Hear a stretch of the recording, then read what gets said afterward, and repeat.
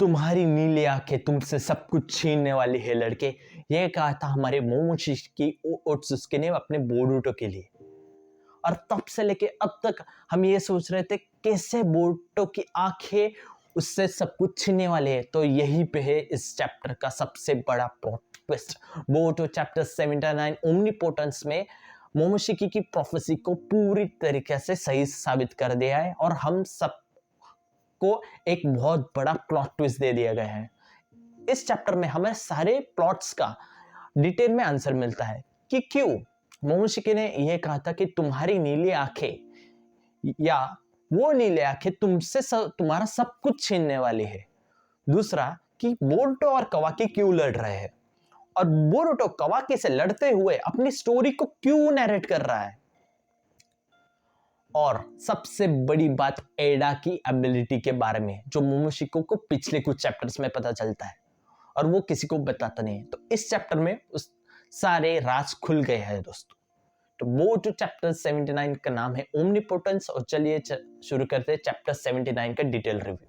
Chapter 79 begin होता है Boruto और मोमोशिकी के धांसू डायलॉग के साथ। बोरुटो मोमोशिकी पूछता है कि मोमोशिकी क्या होने वाला है आगे, और मोमोशिकी बोरुटो को बताता है जो भी होने वाला है ना उसके लिए तुम्हें तैयार रहना होगा बोरुटो। आगे ले सीन में हमें दिखाई देता है कि कोनोहामारू सासुके कवाकी के पीछे जाने के लिए तैयार रहते हैं और साराडा उन्हें टोकते हुए कहती है कि देखो तुम संभल के जाओ। यानी लिटरल साराडा वो तुम्हारे पिता है, वो तुमसे ज्यादा ताकतवर है। फिर भी साराडा इस बारे में बहुत कंफर्म है कि कवाकी अब बहुत ज्यादा खतरनाक हो चुका है और वो भी सबके लिए।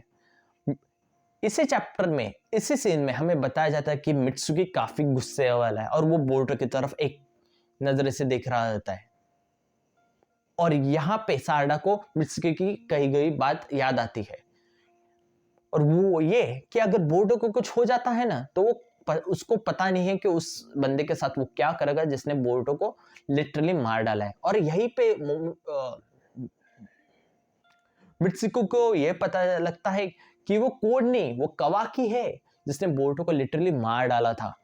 और यहाँ पे मित्सुकी काफी फ्यूरियस होकर कवाकी के पीछे जाता है सासुके और कोनोहामारू के साथ। बोरुटो को पिछला फ्लैशबैक याद आता है कि कवाकी और मित्सुकी के बीच में कोई जंग ना हो जाए और इसलिए वो साराडा से कहता है कि साराडा जाओ मित्सुकी के पीछे जाओ, मित्सुकी अपने आपे से बाहर हो चुका है। साराडा उसे कहते हैं कि बोरुटो मैं तुम्हें इस हालत में छोड़ के नहीं जा सकती, पर बोरुटो उसे कहता है कि साराडा कोई दिक्कत नहीं, मैं मैनेज कर लूंगा, तुम उसके पीछे जाओ। और साराडा बोरुटो को छोड़ के उसके पीछे जाती है। अगले सीन में हमें बताया जाता है कि अमाडो और शिकामारू के बीच में घमासान डायलॉग बाजी चल रही रहती है। शिकामारू अमाडो को बताता है कवाकी ने अब तक की सारी हदें पार कर चुका है वो, और वो उसे अब माफ नहीं करने वाला। अमाडो शिकामारू को कहता है कि कवाकी के बारे में कुछ अलग सोचो, हमारे पास उसके लिए कोड है, मेरे पास उसके लिए कोड है शिकामारू, जिससे मैं कवाकी को शट डाउन कर सकता हूं, पर उसके लिए मुझे कवाकी को मिलना होगा। पर यही पे शिकामारू कहता है कि मैं तुम्हारे फ्रस्ट्रेशन को जानता हूं अमाडो, तुम्हारा रीजन भी पता है मुझे कि तुम कवाकी के लिए इतने पागल क्यों हो, पर बस कवाकी ने आप सारी हदें पार कर चुके। और यही पे हमें बताया जाता है कि अमाडो कितना गुस्से में शिकामारू को बोलता है कि रुक जाओ शिकामारू, पर शिकामारू उसकी एक नहीं सुनता। अगले सीन में हमें दिखाया जाता है कि एडा किस तरीके से कवाकी को लोकेट कर लेती है। एडा अपनी सेंद्रिगन एबिलिटी को यूज करके कवाकी को लोकेट कर लेती है और वो उड़ के कवाकी के पीछे चली जाती है। अगले सीन में हमें बताया जाता है कि कवाकी और एडा एक दूसरे से मिलते हैं और एडा बताती है कवाकी मैं तुम्हारी अलाय हूं, मैं तुम्हारी साथ हूं। तो कवाकी उसे कहता है कि इससे क्या फर्क पड़ता है, तुम्हें मेरे पास नहीं आना चाहिए था, तुम्हें नारुतो की सुरक्षा में रहना चाहिए। क्योंकि उसको भी पता है कि एडा ने सब कुछ देख लिया होगा और उसे भी पता है कि नारुतो कहाँ होने वाला है।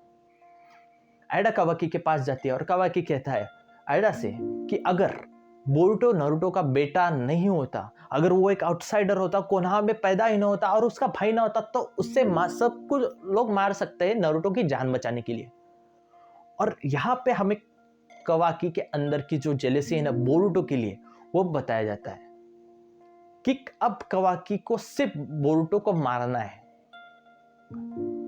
और उससे अपने 7th होकागे को प्रोटेक्ट करना है। बस यही अब उसका एक फंडामेंटल गोल बच चुका है। इतने में कवाकी एडा को छू लेता है और यहीं पे इस चैप्टर का सबसे बड़ी बिगेस्ट ट्विस्ट को एक्टिवेट किया जाता है, वो है सेंद्रिगन की पूरी पावर से। होता कुछ ऐसे कि कवाकी के छूते हुए एडा सडनली अपनी एबिलिटी को एक्टिवेट कर दे और ये एबिलिटी इतनी जोरदार तरीके से एक्टिवेट होती है ना कि वो पूरे प्लैनेट को कवर कर लेती है। उसके बाद वो शिनोबी स्क्वाड वाले एडा और कवाकी को ढूंढते हुए आते हैं और उनसे पूछते हैं कि कवाकी, तुम्हारे आँख के ऊपर जो इंजरी थी ना उसका क्या हुआ? तो एडा उन्हें बताते हैं कि वो सब ठीक है, उसकी आँख भी अभी ठीक है, पर तुम्हें बोर्डो के पीछे जाना चाहिए। और यहीं पे कवाकी को पता चलता है एडा ने क्या किया है। आगे चैप्टर में हमें बताया जाता है कि एडा ने कवाकी की जगह बोर्डो की लोकेशन को लोकेट करके सारे शिनोबी स्क्वाड को बोर्डो के पीछे भेज दिया है। सारा कंफ्यूज हो जाती है कि किस वजह से बोर्डो की लोकेशन को शेयर किया गया है।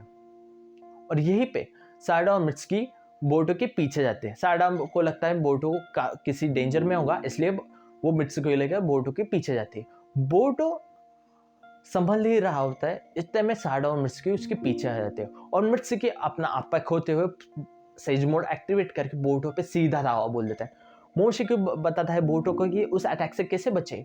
और यहाँ इस पैनल में बोर्डो और साडा दोनों ही कंफ्यूज हो चुके हैं, उन्हें पता नहीं कि क्या हो रहा है। और मोमोशिकी बोर्डो को पूछता है कि कैसा लगता है सब कुछ खो के, और बोर्डो मोमोशिकी को पूछता है कि क्या हुआ है, मुझे कुछ समझ में नहीं आ रहा। मोमोशिकी फिर बताता है ये एडा की एबिलिटी है ओमनीपोटेंस, जो है लैंग्वेज ऑफ द गॉड्स। तुम्हें उसने इस एबिलिटी को यूज करते हुए पूरी चक्रा मेमोरी से, इस पूरे प्लैनेट से बोर्डो तुम्हारे और कवाकी की जगहों को, मेमोरीज को मैनिपुलेट करके बदल डाला है। यानी कि अब कवाकी जो है ना वो 7th होकागे का बेटा है जो कोनोहा में पैदा हुआ था, और तुम वो शख्स हो जिसने 7th होकागे को मार डाला है। और ये सारी एबिलिटी का नाम है ओमनीपोटेंस, जो है क्रिएशन ऑफ द गॉड्स। और वो मोमोशिकी बोर्डो से ये भी पूछता है कि तुम्हें क्या लगता है कि अब तक जो इंसानों, जो शिनोबी की जो मेमोरीज को टेम्पर्ड किया गया है, ऐसा पहले को कुछ भी नहीं हुआ? अब तक इस पूरी मैनकाइंड में जो भी शिनोबी की जो मेमोरी है उसे मैनिपुलेट कर दिया गया है उन ओत्सुकी के दौर से जो गॉडहुड को असेंड हुए, यानी कि फॉर एग्जांपल शिबाया ओत्सुकी। और इस चैप्टर में हमें कई सारी डिटेल्स को पता चलता है। और मोमोशिकी आगे ये भी बताया कि ये जो एबिलिटी है ना ओमनीपोटेंस, इससे कौन कौन लोग बच चुके हैं या फिर कौन इससे रेजिस्ट कर सकते हैं। वो है खुद ओत्सुकी, जैसे कि तुम, कवाकी, कोड, एडा, डेमन, और कुछ रीजन की वजह से साडा जो है ना वो भी इस एबिलिटी से अफेक्ट नहीं हुई है।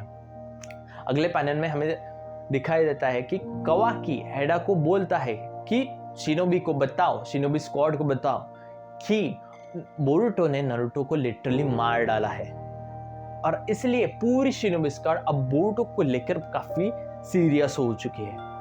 और मोमोशिकी और बोरुटो के बीच में जो इंटर डायलॉग चल रहा था उसमें बताता है कि तुम्हें अब भागना होगा बोरुटो, क्योंकि अब तुम्हारे पीछे वो सब लोग आने वाले जो तुम्हारी कभी फिक्र किया करते थे। और यहीं पे हमें काफी इंटरेस्टिंग पैनल को बताया जाता है कि एक तरफ जो है ना वो बोरुटो अकेला खड़ा है और एक तरफ कवाकी सारे लोगों के साथ खड़ा हुआ है।